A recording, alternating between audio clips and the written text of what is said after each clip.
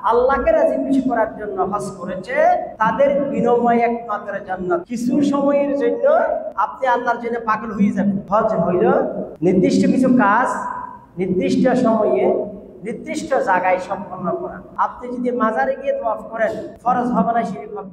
আল্লাহ যখন হজের কথা বলছে, রব্বুল আলামিন সূরা বাকারার 197 নম্বর আয়াতে আল্লাহ বলতেছেন, আল হাজ্জু আশহুরুম মা'লুমাত ফামান ফারাদা ফীহিন্নাল হাজ্জ ফালা রাফাসা ওয়ালা ফুসুকা ওয়ালা জিদালা ফিল হজ্জ ওমা তাফআলু মিন খাইরিন ইয়া'লামুহুল্লাহ ওয়া তাযাওয়াদু ফাইন্না খায়রাজ যাদিত তাকওয়া ওয়াত্তাকুন ইয়া উলিল আলবাব। রব্বুল আলামিন ঘোষণা দিচ্ছেন যে হজ হলো নির্দিষ্ট কিছু মাস। হজের আবিধানিক অর্থ হইল উদ্দেশ্য করা। হজ করতে আমাদের নিয়ত করতে হয়। কি বলেন? আমি হজের নিয়ত করেছি। হজ মানে নিয়ত, উদ্দেশ্য। হজের পারিবেশিক অর্থ, শরীয়তের পরিভাষায় হজ হইল নির্দিষ্ট কিছু সময়ে নির্দিষ্ট কিছু কাজ নির্দিষ্ট কিছু জায়গায়। কয়টা বললাম? তিনটা। নির্দিষ্ট কিছু কাজ নির্দিষ্ট সময়ে নির্দিষ্ট জায়গায় সম্পন্ন করা। সময়ও নির্দিষ্ট, কাজও নির্দিষ্ট, জায়গাও নির্দিষ্ট। দেখুন, আমি আপনাদেরকে নির্দিষ্ট সময় কি, নির্দিষ্ট জায়গা কি, নির্দিষ্ট কাজ কি, যেটাকে হজ বলা হয়। নির্দিষ্ট সময় হলো জিলকাদা জিলহজ। জিলকাদা জিলহজ হজের কাজগুলো এই 2 মাসে হয়। নির্দিষ্ট জায়গা কি? মক্কা, কিছু হারাম শরীফে, কিছু আরাফায়, কিছু মুজদালিফা, কিছু মিনায়। অর্থাৎ আপনাকে এই আরদুল মুকাদ্দাসাতে বলদে আমিনে কাজগুলি করতে হবে। এই হজের কাজগুলি আপনি যদি মাজারে গিয়ে করেন, আপনি এই কাজটা যদি অন্য যে কোনো জায়গায় গিয়ে করেন, বাইতুল মুকদ্দাসে গিয়ে করেন, মদিনায় গিয়ে করেন, হবে না। হজের কাজ নির্দিষ্ট জায়গায় করতে হবে। যেমন তাওয়াফ করা হজের ফরজ। আপনি যদি মাজারে গিয়ে তাওয়াফ করেন, ফরজ হবে না, শিরক হবে? শিরক হবে। কাবা শরীফের তাওয়াফ করা ফরজ, আর মাজারের তাওয়াফ করা শিরক। হজের কাজ হবে নির্ধারিত। হজের কাজ নির্ধারিত, সময় নির্ধারিত, জায়গা নির্ধারিত। জায়গা হইল আরদুল মুকাদ্দাসা। সাই বাইনে সাফা ওয়াল মারওয়া কোথায় করবেন? সাফার মার মধ্যখানে। তাওয়াফ কোথায় করবেন? কাবার চারিদিকে। আরাফার অবস্থান কোথায় করবেন? আরাফায়। মুজদালিফার অবস্থা মুজদালিফায়। মিনার কাজ মিনায়। অন্য জায়গায় করলে হবে না। কখন করবেন? জিলকাদা জিলহজ, প্রায় জিলহজের প্রথম 10 দিনে কাজগুলো হয়ে থাকে। উমরা আগে করতে পারেন, তাওয়াফ আগেও করা যায়, পরেও করা যায়। এই আগে মানে এই জিলকাদা জিলহজের ভিতরে নির্ধারিত সময় নির্ধারিত কাজ আপনাকে করতে হবে। কি করবেন? হজের কিছু আছে আরকান, আর কিছু আছে ওয়াজিবাত, আর কিছু আছে সুন্নাহ। মৌলিকভাবে 4টা কাজ না করলে আপনাদের হজ হবে না। কয়টা কাজ? 4টা কাজ। 1 নম্বর হইল ইহরাম করা। ইহরাম 2টা সাদা কাপড় আপনাকে পরতে হবে, সিলাই থাকতে পারবে না। সিলাইবিহীন 2টা কাপড়, সাদা হইতে পারে, অন্য কালার হইতে পারে। অর্থাৎ আল্লাহ আপনাকে পাগল বানাইতে চাচ্ছে। আল্লাহ পাগল। পুরা শরীর আবৃত করতে পারবেন না, বুগল একটা খোলা রাখতে হবে, ডান বুগল খোলা। বুঝাতে পারছি বিষয়টা? মাথায় টুপি দিতে পারবেন না, জুতা পরতে পারবেন না, স্যান্ডেল পরতে হবে। মানে একজন পাগল, আল্লাহ পাগল। কিছু সময়ের জন্য আপনি আল্লাহর জন্য পাগল হয়ে যাবেন। তাহলে কি পড়তে হবে? ইহরাম। ইহরাম হলো নির্ধারিত 2টা কাপড়, একটা নিচে পরবেন আর একটা উপরে পরবেন। এটা হলো ইহরাম। এটা ফরজ। মিকাত থেকে পড়া ওয়াজিব। দ্বিতীয় যে কাজটা না করলে আপনার হজ হবে না, সেটা হলো তাওয়াফ। ওয়ালিয়াতাওয়াফু বিল বাইতিল আতীক। নিশ্চয় সে ঐতিহ্যবাহী ঘর বাইত আতিককে আপনাকে তওয়াফ করতেই হবে। আল্লাহ আদেশ দিয়েছেন ওয়ালিয়াতাওয়াফু বিল বাইতিল আতিক, এই পুরাতন ঘরের তওয়াফ করতে হবে। এই তওয়াফটা গায়রুল্লাহ অন্য জায়গায় যেতে তওয়াফ করেন শিরিক হবে। এখানে তওয়াফ করলে 7 চক্কর শুরু করবেন হাজার আসওয়াদ দিয়ে, হাজার আসওয়াদ কালো পাথর দিয়ে শুরু করবেন, আবার কালো পাথরে এসে আপনার শেষ হবে 7 চক্কর। এটা হলো তওয়াফ। প্রথম তওয়াফ আপনাকে রমল করতে হবে, একটু দৌড়াইতে হবে, বুগলের উপর থেকে কাপড় ফেলে দিয়ে আপনাকে দৌড়াবেন, কাঁধের উপরে কাপড় থাকবে না। আপনি শক্তি, সামর্থ্যবান, সাহসী, এটা দেখানোর জন্য এই 7 চক্কর আল্লাহর ঘরকে দিবেন। এটাকে বলা হয় তাওয়াফ। আপনাকে আরাফায় অবস্থান করতে হবে। আল হজ্জ আরাফা, হাদিসে আছে, মুত্তাফাক আলাইহি হাদিস। আল হজ্জ আরাফা, আরাফায় অবস্থান করাই হজ। আরাফায় যদি অবস্থান করতে না পারেন 1 মিনিটের জন্য, 2 মিনিটের জন্য, 5 মিনিটের জন্য, সাধারণত আরাফায় অবস্থান হইল সকাল থেকে সূর্য ডুবা পর্যন্ত। সূর্য ডুবার পর আপনি মুজদালিফায় চলে যাবেন। আর চাইলে আপনি দিনেও থাকতে পারবেন, রাতেও থাকতে পারবেন। আরাফার দিনের রাত 2টা, আরাফার আগের দিন, আরাফার আগের রাত, আরাফার পরের রাত। আরাফার আগের রাত, পরের রাত, এই সময়ের মধ্যে যে কোনো একটা সময়ে যদি আপনি আরাফার ময়দানে অবস্থান করতে না পারেন, আপনার হজ হবে না। এই জন্য রাসূল কি বলেছেন, আল হজ্জু আরাফা, হজ মানে আরাফা। আপনি সব কাজ করলেন, আরাফায় অবস্থান করতে পারেন না, আপনার হজ হবে না। এবং আরাফাতে জামা বাইনাস সালাতাইন, জোহর আসর একসাথে পড়া, 2 রাকাত করে পড়া, আল্লাহর কাছে দোয়া করা, গুনাহ মাফ চাওয়া, জবল রাহমাত। আপনারা শুনেছেন হযরত আদম আলাইহিস সালাম, হাওয়া আলাইহিস সালাম, আমাদের মা হাওয়া আলাইহিস সালাম, আমাদের বাবা, সকল মানুষের বাপ আদম আলাইহিস সালাম, হাজার হাজার বছর, অসংখ্য দিন ওনার দুইদের মধ্যে পার্থক্য ছিল। একজন আরেকজনকে খুঁজে পায়নি। বেহেশত থেকে যখন তাদেরকে আল্লাহ পাঠালেন, ওনাদের লাকা হয়েছিল, সাক্ষাৎ হয়েছিল কোথায়? আরাফার ময়দানে, জবল রাহমতের পাদদেশে। যে জবল রাহমতের পাদদেশে দাঁড়িয়ে রাসূল বিদায় হজ্জের ভাষণ দিয়েছিলেন। আরাফার ময়দানে আপনাকে অবস্থান করতে হবে, আপনাকে অবস্থান করতে হবে। এখন কয়টা হইল? 3টা বললাম। এখন একটা বললে ইহরাম, আরেকটা হলো তাওয়াফ, তাওয়াফ জিয়ারা, আরেকটা হলো আরাফার ময়দানে অবস্থান। 4র্থ নম্বর, যেটাকে অনেকে রুকন বলেছেন, অনেকে ওয়াজিব বলেছেন, সেটা হলো আস-সাই বাইনাস সাফা ওয়াল মারওয়া। আস-সাই বাইনাস সাফা ওয়াল মারওয়া, মারওয়া পাহাড়, সাফা পাহাড়। সাফা দিয়ে শুরু হবে, মারওয়ায় শেষ হবে, মারওয়া দিয়ে শুরু হবে, সাফায় শেষ হবে। এইভাবে 7 চক্কর আপনাকে চক্কর দিতে হবে, হাঁটতে হবে। একটা নির্দিষ্ট জায়গায় গিয়ে দৌড়াইতে হবে, ওখানে সবুজ সংকেত আছে। ওই জায়গায় রসুলের আল্লাহর এক বান্দি হাজারা আলাইহিস সালাম, হযরত ইব্রাহিম আলাইহিস সালামের স্ত্রী, আমাদের মা, মিল্লাতা আবিকুম ইব্রাহিম হুয়া সাম্মাকুমুল মুসলিমিন, আমাদের এই মিল্লাত ইসলামের যিনি বাবা, প্রবর্তক, প্রতিষ্ঠাতা, মিল্লাতে ইসলামের প্রতিষ্ঠাতা, এই জন্য ওনাকে কি বলা হয়? জাতির পিতা, অর্থাৎ মুসলিম জাতির পিতা। অনেকের এটা বুঝতে কষ্ট হয়। আজকে আমাকে আপনাকে মুসলমান ঘোষণা দিয়েছেন কে? ইব্রাহিম আলাইহিস সালাম। এই জন্য আল্লাহ কি বলেছেন? মিল্লাতা আবিকুম ইব্রাহিম, তোমাদের বাবা ইব্রাহিমের ধর্ম। হুয়া সাম্মাকুমুল মুসলিমিন, তিনি তোমাদেরকে মুসলমান ঘোষণা দিয়েছেন। হযরত ইব্রাহিম আলাইহিস সালামের স্ত্রী, আমাদের সকলের মা হাজারা আলাইহিস সালাম, যার থেকে হযরত ইসমাইল আলাইহিস সালাম জন্ম নিয়েছেন। ইসমাইল আলাইহিস সালামের বংশধর থেকে আমাদের সৈয়দুল মুরসালিন, আমাদের প্রিয় নবী মুহাম্মদুর রাসূল সাল্লাল্লাহু আলাইহি ওয়াসাল্লাম জন্ম নিয়েছেন।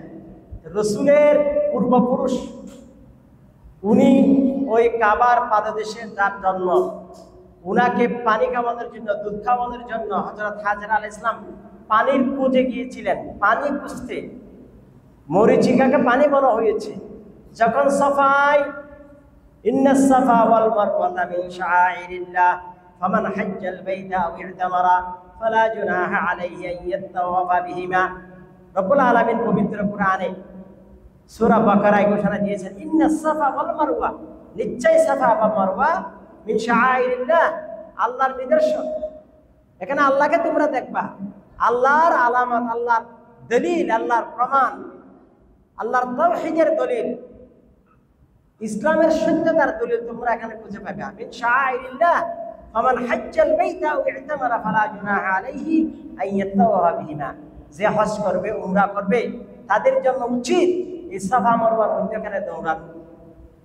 চিন্তা করে দেখেন, এই কাজগুলি কে করছিলেন? আল্লাহর একজন বান্দী, আল্লাহর একজন দাসিনী, আল্লাহর একজন প্রিয় পাত্রী হযরত হাজেরা আলাইহিস সালাম। উনার দৌড়ানি আল্লাহর পছন্দ হয়েছে, উনি দৌড়াইছে, আল্লাহর কি হয়েছে? পছন্দ হয়েছে। নির্দিষ্ট জায়গায় গিয়ে যখন উনি কাবা দেখা যাচ্ছিল না, সাফা থেকেও কাবা দেখা যায়, মারওয়া থেকেও কাবা দেখা যায়, কিন্তু সাফা মারওয়ার মধ্যখানে একটা জায়গা আছে ধুলি, ওই জায়গায় কাবা দেখা যাচ্ছিল না, উনি দৌড়াইছে। কারণ কাবার পাদদেশে তিনি ইসমাইল আলাইহিস সালামকে রেখে পানির খুঁজে বের হয়েছিলেন। যখন সন্তানকে দেখতে পাচ্ছিল না, তিনি দৌড়াইছে। এই দৌড়ানো এটা আল্লাহর পছন্দ হয়েছে। চিন্তা করে দেখছেন, হাজেরা আলাইহিস সালাম দৌড়াইছে, কার পছন্দ হয়েছে? আল্লাহর পছন্দ হয়েছে। আল্লাহ বলে দিলেন, কিয়ামত পর্যন্ত যত মানুষ হজ করবে, যত মানুষ উমরা করবে, আমার ওই বান্দি হাজেরা আলাইহিস সালাম যেভাবে দৌড়াইছে, তোমাদেরকে সেরকম দৌড়াইতে হবে। সুবহানাল্লাহ। চিন্তা করে দেখছেন, হাজেরা আলাইহিস সালাম হাজার হাজার বছর আগে দুনিয়া থেকে চলে গেছেন, কিন্তু হাজেরা আলাইহিস সালামকে আল্লাহ চিরস্মরণীয় করে রেখেছেন। আল্লাহ রাব্বুল আলামিন বিশ্বনবী সৈয়দুল মুরসালিনের উম্মতের উপর হজ ফরজ করে দিয়েছে। কি বলেছেন? ওয়ালিল্লাহি আলান নাসি হিজ্জুল বাইত মান ইসতাতা ইলাইহি সাবিলা। ওয়ালিল্লাহি আলান নাস, আল্লাহর জন্য মানুষের উপর হিজ্জুল বাইত, আল্লাহর ঘরের তাওয়াফ করা, জিয়ারত করা, হজ করা, উমরা করা ফরজ করে দিয়েছে। মান ইসতাতা ইলাইহি সাবিলা, যার এই পবিত্র ভূমি পর্যন্ত পৌঁছার ক্ষমতা আছে। শর্ত কি? আপনাকে এই পবিত্র জায়গায় পৌঁছার ক্ষমতা, পৌঁছার ইস্তিতাআত, কুদরত, সালাহিয়ত, সক্ষমতা। সক্ষমতা কি? এটা হজ ফরজ হওয়ার শর্ত। সক্ষমতা কি বলা হচ্ছে? সক্ষমতা এটা 3 প্রকারের আপনার ইস্তিতাআত থাকতে হবে। কয় প্রকার? 3 প্রকার। একটা হইল আপনার আর্থিক সচ্ছলতা। আর্থিক অর্থাৎ আপনি যে হজের মৌসুমে 1 মাসের জন্য, 2 মাসের জন্য, 40 দিনের জন্য চলে যাবেন, চলে যাওয়া আসা, যাতায়াত, যাওয়ার খরচ, আসার খরচ, থাকার খরচ, খাওয়ার খরচ, আবার আপনি আপনার ফ্যামিলির আগে যাবেন, যে ওদের ভরণ পোষণ সবটুকু আপনার আছে বর্তমান। এটা হলো একটা ইস্তিতাআত। বুঝতে পারলাম? যাওয়া আসা, থাকা, খাওয়া, আর আপনার ফ্যামিলির খরচ, আপনি আসা পর্যন্ত তাদের খরচ, এটা হলো ইস্তিতাআত 1 নম্বর। 2 নম্বর ইস্তিতাআত কি? 2 নম্বর ইস্তিতাআত হলো আপনার শারীরিক সক্ষমতা, আপনার সুস্থতা। আপনি যাইতে পারবেন, আসতে পারবেন, হাঁটতে পারবেন, চলতে পারবেন, তাওয়াফ করতে পারবেন, আরাফায় অবস্থান করতে পারবেন, মুজদলিফায় অবস্থান করতে পারবেন, মিনাতে যাইতে পারবেন, রমি জামার শয়তানকে পাথর নিক্ষেপ করতে পারবেন, ক্ষমতা আছে। এই ক্ষমতা, শারীরিক যোগ্যতা, এটা 2য় ইস্তিতাআত। 3য় ইস্তিতাআত কি? 3য় ইস্তিতাআত হলো রাস্তার নিরাপত্তা। কি বললাম? রাস্তার, আপনার শরীর অসুস্থ, টাকা পয়সাও আছে, রাস্তায় যদি নিরাপত্তা না থাকে, অর্থাৎ যাওয়ার সময় ডাকাইতে মারবে, আপনাকে হত্যা করার সম্ভাবনা আছে, অথবা আপনি চলে গেলে আপনার ঘরে ডাকাতি করে আপনার সন্তান, আপনার বউ ফুয়া, আপনার ফ্যামিলির নিরাপত্তার সমস্যা আছে। এটা হলো 3য় ইস্তিতাআত, নিরাপত্তা, অর্থাৎ বৈশ্বিক নিরাপত্তা। আপনি যাওয়া পর্যন্ত নিরাপত্তা দরকার, আসা পর্যন্ত নিরাপত্তা দরকার, থাকার নিরাপত্তা দরকার, আপনার ফ্যামিলির নিরাপত্তা দরকার। কয়টা বিষয় বললাম? তিনটা। এই তিনটা জিনিস থাকলে আপনার কাছে ইস্তিতাআত আছে। আল্লাহ বলতেছেন ওয়ালিল্লাহি আলান নাসি হিজ্জুল বাইতি মান ইসতাতাআ ইলাইহি সাবিলা। আল্লাহর জন্য বান্দার উপর হজ করা ফরজ যার মধ্যে ইস্তিতাআত আছে, সক্ষমতা আছে। আপনি যে কোনো কারণে সৌদি আরব পৌঁছে গেলেন হজের মৌসুমে, মনে করেন টাকা কামাইতে গেছেন, কিন্তু আপনি হজের সময় মক্কায় পৌঁছে গেছেন, এখন আপনার উপর হজ করা ফরজ। বুঝাতে পারছি?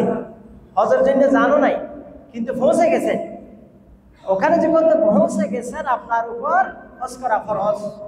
কিন্তু দুর্ভাগ্যজনক হইল সত্য, আমাদের অনেক বাংলাদেশি ভাই আমি চিনি, আমি দেখেছি, আমি যখন মদিনায় পড়তাম 10-12 বছর, 1 যুগ 20 বছর সৌদি আরব আছে, কিন্তু হজ করে নাই। নাউজুবিল্লাহ বলেন না, কপালে হজ জুটে নাই। হুজুর কয় বছর? আপনি কয় বছর আছেন? হুজুর 10 বছর হয়ে গেছে, 12 বছর হয়ে গেছে, 5 বছর হয়ে গেছে। দেশে 3বার 4বার 5বার এসেছে, কিন্তু একবার হজ করার কপালে জুটে নাই। নাউজুবিল্লাহ বলেন না। সাহাবী রাসূল যখন বললেন তোমাদের উপর হজ ফরজ, এক সাহাবী জিজ্ঞেস করলেন ইয়া রাসূলুল্লাহ আফি কুল্লি আমিন, হে রাসূল হজ কি প্রতি বছর ফরজ? রাসূল বললেন চুপ থাকলেন, এরপর বললেন আমি যদি বলতাম প্রতি বছর, তোমাদের উপর প্রতি বছর ফরজ হয়ে যেত, কিন্তু হজ করবা জীবনে একবার। সুবহানাল্লাহ বিহামদি। সাইয়্যিদুল মুরসালিন সব সময় চেয়েছেন উম্মতের যাতে কষ্ট না হয়। রাসূল যদি বলতো ঠিক আছে প্রতি বছর, তাহলে প্রতি বছর হজ করা কি হয়ে যেত? এটা কি আমাদের পক্ষে সম্ভব হইতো? রাসূল চুপ থাকলেন। রাসূল বলেন আমি যদি বলতাম প্রতি বছর, তাহলে প্রতি বছর খরচ হয়ে যেত। হজ হইল জীবনে একবার, জীবনে একবার। যখন আপনার শরীরে শক্তি আছে, সামর্থ্য আছে, যৌবন আছে, দৌড়াইতে পারবেন, আমলগুলি ভালো করে করতে পারবেন, তখন হজ করে আসেন। আমি ইন্দোনেশিয়ার হাজিদেরকে দেখেছি, আমার চোখে দেখা, ওরা বিয়ে করার আগে হজ করে বিয়ে করে, আলহামদুলিল্লাহ। দেখবেন সবচেয়ে তরুণী হাজি যারা ইন্দোনেশিয়ার, পৃথিবীর সবচেয়ে বেশি হাজি কারা? ইন্দোনেশিয়ার। ওরা হজের আগে বিয়ে করে না, হজের আগে বিয়ে করে না। আর বাংলাদেশে হাজি যাবে যে কিরকম, এরকম মুরব্বী যারা আছেন, মানে মাথা 3টা 4টা হয়ে গেছে, ওরাই ওখানে হজ করতে যায়। ওখানে গেলে আর খুঁজে পাওয়া যায় না, একটা করলে একটা করতে পারে না, আমল একটা করলে একটা করতে পারে না। ওই বৃদ্ধ বয়সে মৃত্যুর আগে হজ করতে যায়। আমার দাদা হজে গেছিল, আমি দেখি নাই, আমার দাদা কিন্তু ফিরে আসে নাই, হজ করতে গেছে। সুবহানাল্লাহ বিহামদিহি। আমার দাদি 3 মাস রোজা রাখছে। আমার দাদার যখন কাপড় চোপড় ঘরে পৌঁছাই দিছে সরকারের পক্ষ থেকে, তখন দাদি রোজা রাখা বন্ধ করেছে, আলহামদুলিল্লাহ। আমার দাদা ওই বয়সে গেছে, আর ফিরে আসেনি। তা আমার বাবা যখন হজে গেল, মানুষ বলতেছেন হয়তো উনি আর ফিরবে না। দেখেন, হয়তো ওনার বাবা আসে নাই, উনি আসবে। আমি ছোট, এরকম ছোট আমি, আমার বাবা হজে গেছে। মানুষেরা বলতেছে আব্দুল হাকিম মাস্টার আসবে না, ওনার বাবা গেছে, ফিরে নাই। আমার বাবা আবার গেছিল, শক্তি সামর্থ্য যৌবন ছিল তখন, মধ্য বয়স। তা আপনারা হজে যাবেন কখন? বৃদ্ধ বয়সে না যৌবনকালে? আসেন, আল্লাহ রাব্বুল আলামিন এই যে হজের মতো একটা কাজ, আপনি আল্লাহর পাগল হয়ে যাবেন। লাব্বাইক আল্লাহুম্মা লাব্বাইক, লাব্বাইক লা শারীকা লাক লাব্বাইক, ইন্নাল হামদা ওয়ান নি'মাতা লাকা ওয়াল মুলক লা শারীকা লাক। সুবহানাল্লাহ বিহামদিহি। আদ্দিন বিল হজ। হযরত ইব্রাহিম আলাইহিস সালামকে আল্লাহ বললেন তুমি হজের ঘোষণা দাও। ইয়াতুকা রিজালান, হাঁটতে হাঁটতে আসবে, পায়ে হেঁটে আসবে, বিভিন্ন সওয়ারিতে, বিভিন্ন বাহনে করে আসবে। মিন ফাজ্জিন আমিক, দূর দূরান্ত থেকে। হযরত ইব্রাহিম আলাইহিস সালাম কখন ঘোষণা দিছে? এই ঘোষণা এখনো চলতেছে। আমরা সকলে আল্লাহর দরবারে গিয়ে কি বলি, লব্বাইক আল্লাহুম্মা লব্বাইক। হে আল্লাহ, আপনি যে আমাদেরকে ডাকছিলেন, ইব্রাহিম আলাইহিস সালাম ঘোষণা দিয়েছে হজের জন্য আসো, ওটা আমরা এখন লব্বাইক আল্লাহুম্মা লব্বাইক করতে করতে আল্লাহর দরবার আমরা হাজির দিই। এটা অন্যরকম একটা পরিবেশ। লক্ষ লক্ষ মানুষ লব্বাইক আল্লাহুম্মা লব্বাইক যখন বলবে, আপনার মনে হবে আপনি আরেকটা জগতে চলে গেছেন। সুবহানাল্লাহ, আপনি বলেন আরেক জগতে চলে গেছেন। আপনি দুনিয়াতে আছেন কিনা এই অনুভূতি আর হবে না। লক্ষ লক্ষ মানুষ সবাই একরকম, লেবাস একরকম, মাথায় কেন কি নাই, টুপি নাই, পায়ে জুতা নাই, সাদা কাপড় পরা। ওখানে একই পোশাকে দেখবেন হয়তো বা কোনো দেশের রাজা মন্ত্রী, আফ্রিকার এক দেশের রাজা, উনি হজ করবেন।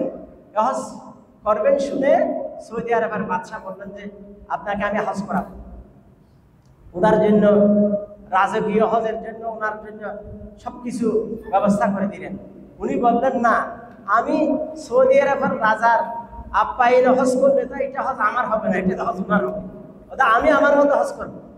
কোনো প্রটোকল নেয় নাই, কোনো প্রটোকল নেয় নাই। রাজা হিসেবে উনি প্রটোকল নেয় নাই। সাধারণ জনতার সাথে উনি শুয়ে আছে আরাফার ময়দানে, মুজদালিফায়, মিনায়, প্রটোকল নেয় নাই। এটা হলো প্রকৃত কার জন্য হজ? আল্লাহর জন্য হজ। এই হজের যে আমালিয়াত, হজের যে কাজগুলি আমরা করি, এগুলা সবটুকুর লক্ষ্য একটাই। সবটুকুর লক্ষ্য কি বলবো? মনে থাকবে সবাই। রোজার লক্ষ্য কি? রোজা কেন রাখি আমরা? সিয়াম কেন পালন করি? তাকওয়া, লাআল্লাকুম তাত্তাকুন। আল্লাহ রাব্বুল আলামিন আমাদের উপর সিয়াম সাধনা, কিয়ামুল লাইল আমরা যে করতেছি পুরো একটা মাস, দিনে আমরা রোজা রাখতেছি, আমার সামনে খাবার আছে, পানিও আছে, আমি খাচ্ছি না, দীর্ঘ এক মাস কেন করতেছি? লাআল্লাকুম তাত্তাকুন, তাকওয়া অর্জন করার জন্য। আল্লাহ রাব্বুল আলামিন এই হজের বিধানের বর্ণনা দিয়ে আল্লাহ হজের লক্ষ্য উদ্দেশ্য ঠিক করে দিচ্ছেন। ওয়াতাযাওয়াদু ফাইন্না খায়রাজ যাদিত তাকওয়া। আল্লাহ রাব্বুল আলামিন সূরা বাকারার 157 নম্বর আয়াতে বলতেছেন, তুমি যে হজের এই আনুষ্ঠানিকতা, ইহরাম, নিয়াত, তাওয়াফ, আরাফার অবস্থান, মুজদালিফার অবস্থান, রুমি জামাত, মিনায় অবস্থান, হাজার হাজার কিলোমিটার মাইল দূর থেকে এসেছ, একটা মাছি বসেছে, মাছি মারতেছ না, উকুন মারতেছ না, মশা মারতেছ না, এত কষ্ট সাধনা কেন? আল্লাহ বলে দিচ্ছেন, ওয়াতাযাওয়াদু ফাইন্না খায়রাজ যাদিত তাকওয়া। তুমি পাথিয় গ্রহণ করো। কিসের পাথিয়? নিশ্চয় তাকওয়ার পাথিয় সবচেয়ে উত্তম। ওয়াতাযাওয়াদু ফাইন্না খায়রাজ যাদিত তাকওয়া। এখানে হজের বিধানের পরে আল্লাহ রাব্বুল আলামিন তাকওয়ার অর্জনের জন্য আমাদেরকে হুকুম করতেছে, আদেশ করতেছেন। কারণ এই আমলগুলির উদ্দেশ্য কি? তাকওয়া অর্জন করা। এরপর আল্লাহ বলতেছেন, ওয়াত্তাকুনি ইয়া উলিল আলবাব, হে বুদ্ধিমানরা, ওয়াত্তাকুনি ইয়া উলিল আলবাব, যাদের মাথায় জ্ঞান আছে, বুদ্ধি আছে, বিবেক আছে, তারা যেন আমাকে ভয় পায়, আমার তাকওয়া অর্জন করে। আল্লাহর তাকওয়া অর্জন করা এটা হজের লক্ষ্য। এই একই তাকওয়া অর্জন করা সিয়াম সাধনার লক্ষ্য। তাহলে আমরা কি পাইলাম?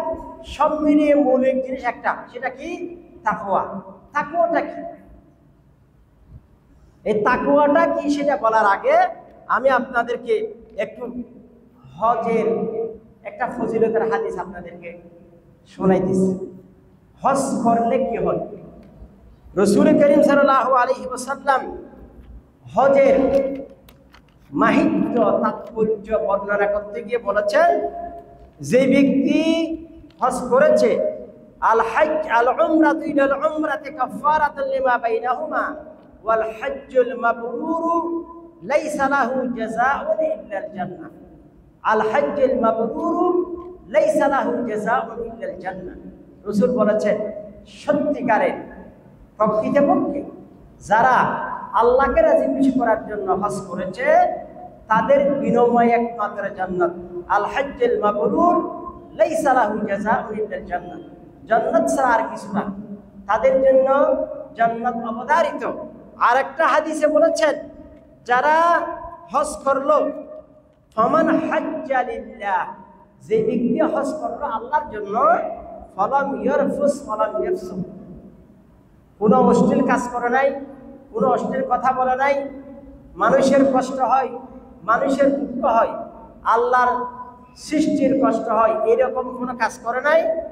রাজাআ কায়াউমিন ওয়ালাদাতহু উম্মুহু, তিনি হজের পরে এমন অবস্থায় ফিরে আসবেন যেরকম উনাকে উনার মা যেদিন জন্ম দিয়েছে ওই দিন যেরকম তিনি নিষ্পাপ ছিলেন, গুনাহীন ছিলেন।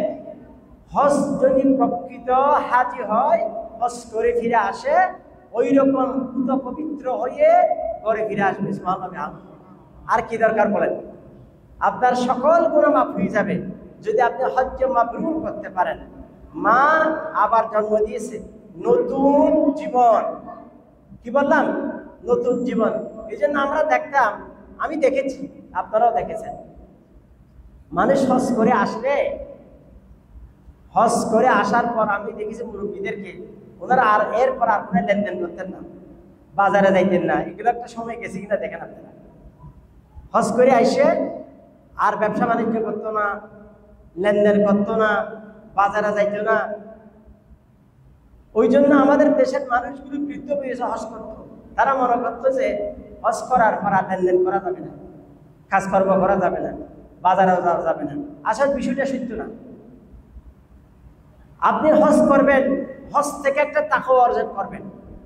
তাকওয়া হলো মুমিনের সবচেয়ে বড় হাতিয়ার। ইন্না খায়রাজ যাদি তাকওয়া, ফাইন্না খায়রাজ যাদি আত-তাকওয়া ওয়া লিবাসুত তাকওয়া যালিকা খায়র। তাকওয়ার লিবাস সবচেয়ে উত্তম লিবাস। আপনি যখন তাকওয়ার বর্ণ করবেন, আপনাকে শয়তান আর ধোঁকা দিতে পারবে না। তাকওয়া মানে কি?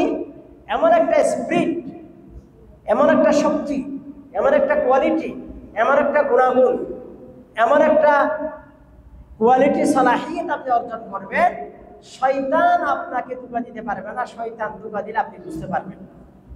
সুবহানাল্লাহ। এইরকম একটা শক্তি অর্জনের নাম হলো তাকওয়া। এই জন্য এই তাকওয়ার ব্যাখ্যা দিতে গিয়ে হযরত আলী রাদিয়াল্লাহু তাআলা আনহু ৬০টা শব্দ বলেছেন। ওটা ৬০টা বাক্য। হযরত আলী রাদিয়াল্লাহু তাআলা আনহু খলিফাতুল মুমিনিন, খলিফাতুর রাসূলিল্লাহ, আল খলিফাতুর রাবিআ, চতুর্থ খলিফা, রাসূলের চাচাতো ভাই, রাসূলের মেয়ের জামাতা ফাতেমা রাদিয়াল্লাহু আনহার স্বামী, আবার রাসূলের পালক পুত্র। কতটুকু পরিচয় দেখেন!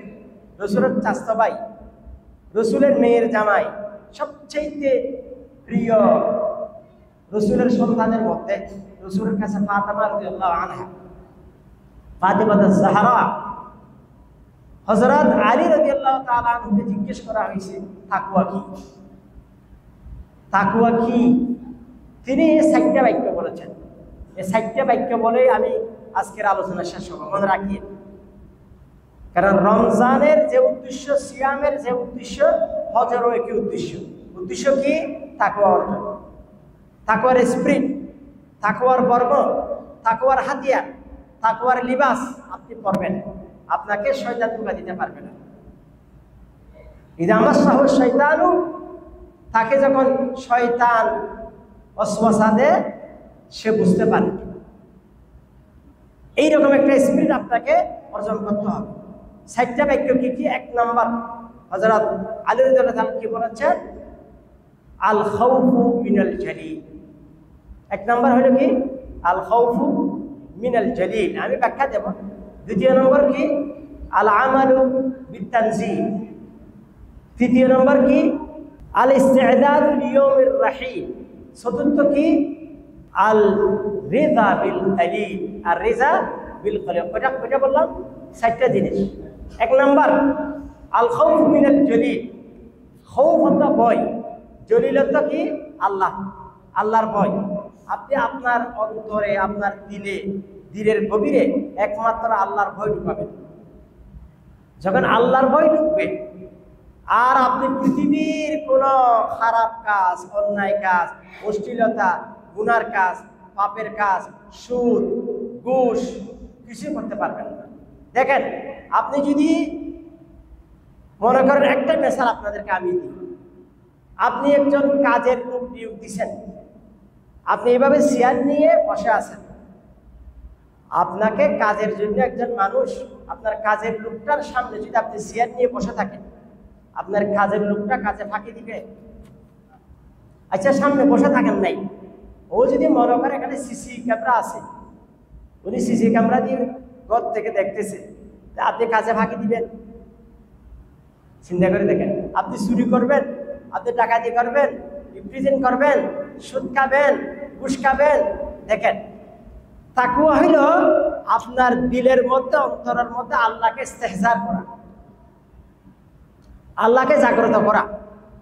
আপনি হইতে এতটুকু পারলে এতটুকু মনে করবেন আমি আল্লাহকে দেখতেছি, এটা না পারলে এতটুকু বিশ্বাস আপনার রাখতে হবে আল্লাহ আমাকে দেখতেছি।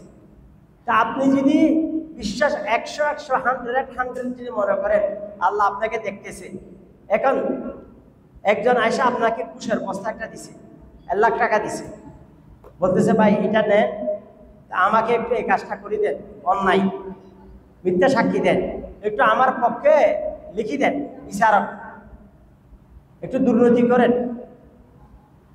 আপনি দেখতেছেন বা আপনাকে আল্লাহ দেখতেছেন, ভাই আল্লাহ তো দেখতেছি, তা আপনি ঘুষ নিতে পারবেন? আপনি মদ খাইতেছেন, দেখতেছেন আল্লাহ তাকায় আছে, আপনি মদ খাইতে পারবেন? আপনি জানা করতে গেছেন, দেখতেছেন আল্লাহ আপনার দিকে তাকায় আছে, আপনি জানা করতে পারবেন? হযরত ইউসুফ আলাইহিস সালামকে জুলাইখা দরজা সব বন্ধ করে দিছে, সব তালা লাগাইতেছে, বলতেছে আমার মনের খাহেশ পূরণ করো। জুলাইখাকে আজিজে মিসরের স্ত্রী, দেশের শাসকের স্ত্রী, প্রধানমন্ত্রীর স্ত্রী, চিন্তা করে দেখেন, বলছে তুমি আমার কাছে এটা না করলে তোমাকে জিয়লে দেব। ইউসুফ আলাইহিস সালাম তার ঘরের দাস কিনে আনছে, বাজার থেকে কিনে আনছে, দাসকে হুকুম করতেছে আমার হুকুম মানো। চিন্তা করে দেখেন, তা আজিজে মিসর জুলাইখা ওই দেশের সবচেয়ে সুন্দরী মহিলা, ওনার সম্মান আছে, মর্যাদা আছে, সৌন্দর্য আছে, টাকা আছে, পয়সা আছে, ওনার মনের কথা, মনের আশা পূরণ করলে সব কিছু পাবে। হযরত ইউসুফ আলাইহিস সালাম তিনি বললেন, হ্যাঁ রে, আমি তো আটকে গেছি, আমি এখন কোথায় যাবো? তালা তালা মারা, লৌলা আন রাআউ বুরহান রাব্বি, এরকম কোরআনে আছে। আল্লাহর বুরহান যদি না দেখতেন, অনেক লম্বা কথা, ওইদিকে গেলে আমার 3টা বিষয় আলোচনা করতে পারবো না।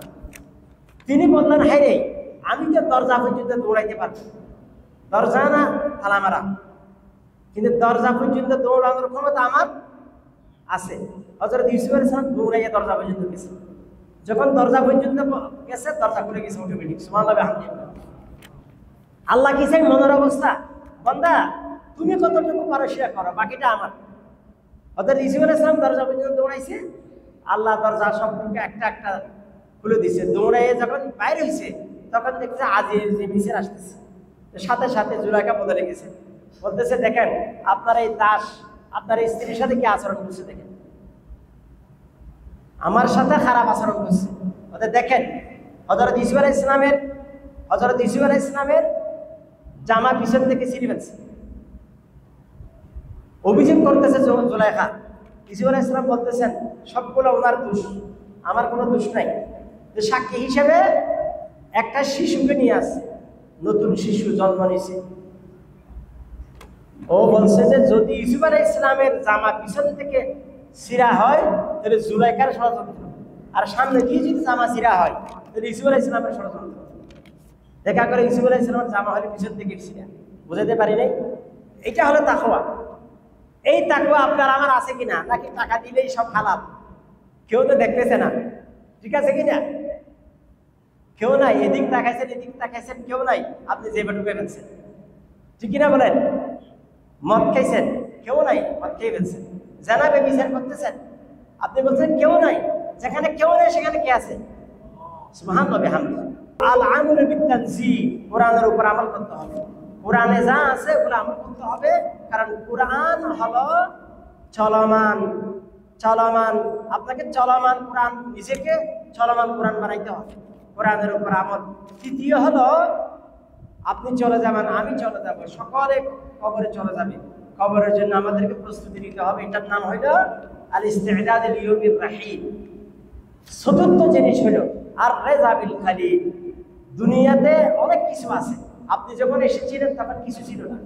জন্মদিনের পোশাক নিয়ে আসছেন, চলে যাবেন, জন্মদিনের পোশাক পেতেও পারেন বা সাদা কাপড় পাইতে পারেন, কিন্তু আপনার ওই কাফনে কোনো পকেট নেই, কিছু নিতে পারবেন না। এই জন্য এত টাকা এত গাড়ি বাড়ি কি করবেন? এটার নাম হলো তাকওয়া। আল্লাহ সবাইকে এই রমজান মাসে, তাকওয়ার মাসে, কোরআনের মাসে সত্যিকারের নিজেকে তাকওয়াবান একজন মানুষ হিসেবে আবিষ্কার করার তৌফিক দান করুন, যাতে আমরা রমজান শেষে আমাদের নাম জাহান্নামের লিস্ট থেকে আল্লাহ আমাদেরকে কেটে দেয়, একজন সত্যিকারের মুত্তাকি হিসেবে আমরা নিজেকে আবিষ্কার করতে পারি। এই তাকওয়ার স্পিরিট নিয়ে আগামী রমজান পর্যন্ত যাতে আমরা বেঁচে থাকতে পারি, আল্লাহ সবাইকে তৌফিক দান করুন। ওয়া আখিরু দাওয়ানা আলহামদুলিল্লাহ।